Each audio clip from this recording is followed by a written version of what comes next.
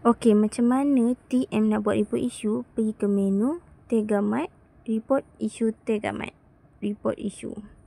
Kita ada fuse kategori report issue. Kategori produk defect. Produk yang diterima tidak elok dari segi packaging. Kemek, koyak, si terbuka, bocor. Tidak lengkap dari segi stiker, expiry date tiada dan lain-lain lagi lah.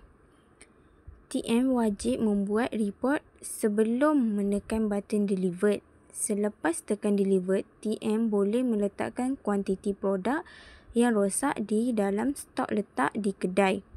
Sebarang report selepas menekan button delivered tidak akan diterima.